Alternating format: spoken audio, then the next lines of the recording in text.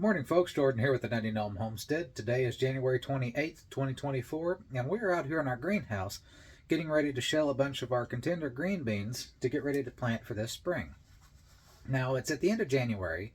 It's cold, it's wet, it's miserable outside. We just come off of a week of about 10-degree weather where everything was frozen solid for about 7 to 10 days.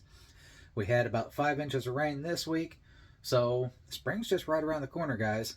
We've already seen a couple of robins out here in the yard at the feeders, so we're going to go ahead and get started on getting our seeds ready to start planting. We have some radish seed out here, we have some lettuce seed.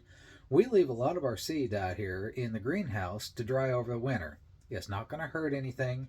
There's no point in taking up space in the house or in the barn or garage or whatnot. We can leave it out here in 10 by 20 trays, turn it once or twice, make sure both sides dry evenly, and then they're ready to go ahead and shell. So we're going to get you guys turned around here and we're going to show you what we're doing.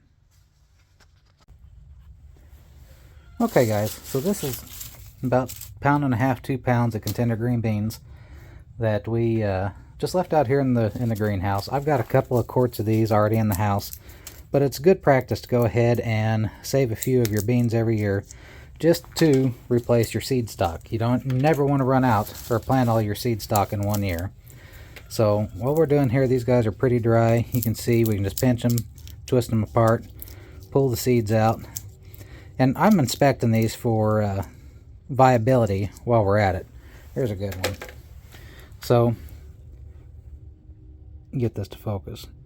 You guys see how this seed is already split compared to one of these?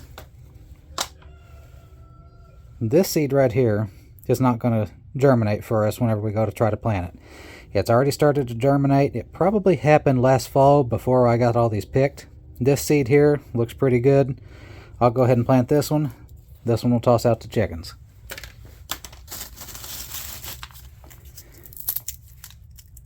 By planting your own seed stock, you guys are naturalizing whatever plant you're growing to your location.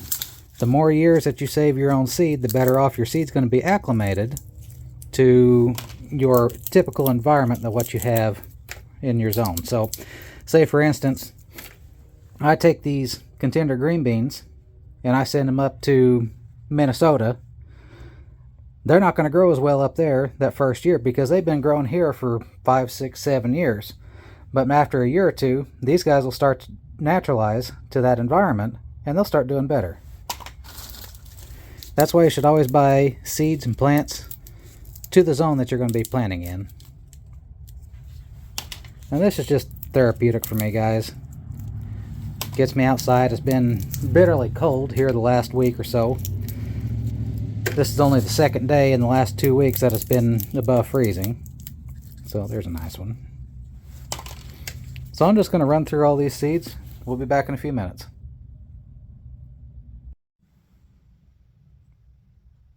Alright guys, so in about 5 minutes, maybe 7 or so, you can see I finished off that 10 by 20 tray of beans. Got about a pint here. These are real easy to do. Break them apart, pop the bean out. This isn't rocket science, guys. I do try to sort these while we're doing it. It does make it a little easier, but I'll go ahead and sort these one more time when we put them in the glass jar for storage, and then I'll also go through them one more time whenever we put them in the ground here in a couple of weeks. So I want to make sure that we plant the best of the best, and I'll show you guys some of the coals that we're looking for. So these break apart real easy. They're nice and dry. Like I said, these were picked. There's one that we won't be using.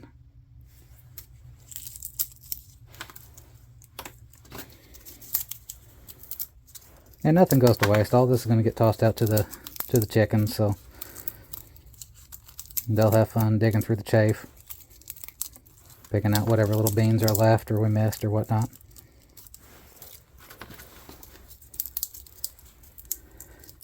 We usually plant a triple row about 100 feet long. I think we'll do something close to that again this year. We had more beans than we knew what to do with last year. We gave some away, we sold a bunch, and we froze a bunch. So okay, let me show you guys some of the culls that we have.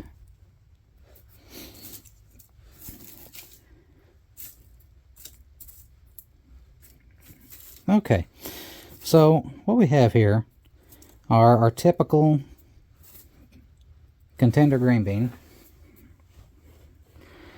These 4 or 5 down here on the bottom, they're the ones that we're going to cull.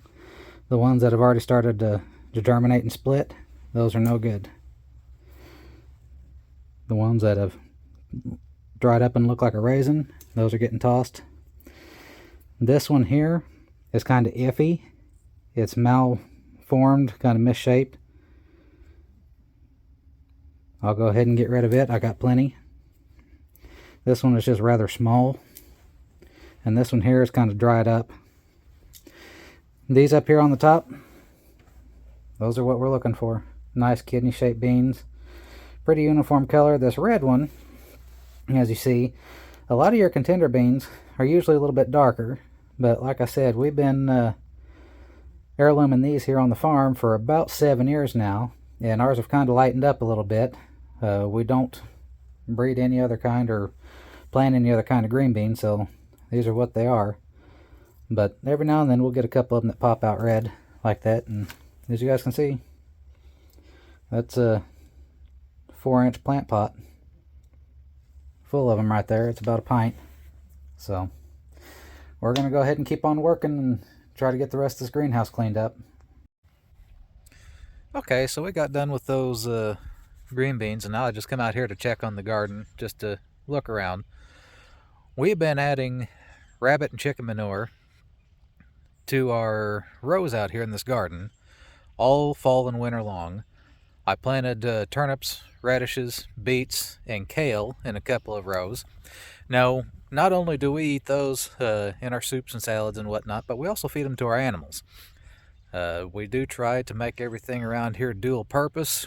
Want to make sure that nothing around here goes to waste. So the greens from the turnip tops, they go to our chickens and our rabbits. But like I said, we had some pretty good frost here a couple of weeks ago, week and a half ago, and it killed off most of our plants. Unfortunately, it got down to like 10 below wind chill. Most of this stuff can't handle that. Let me turn you guys around here. As you guys can see, the 10 below wind chills did a pretty good job at killing off all of our turnips. Here's what was left of our beets. And over there is a row of kale. The kale seems to have weathered the cold weather a little bit better than everything else. It does have some green down there. Things are still living, but I think I'm going to go ahead and terminate this. I'm not sure if I'm just going to cover it up or if I'm just going to come through here with a saw and cut it all down. But it's a good green manure now.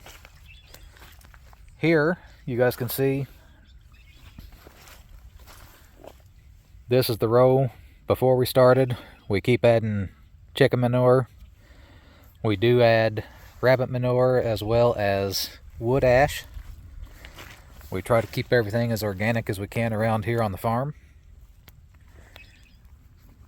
We do rotate our crops, so it does help with pest and disease and whatnot.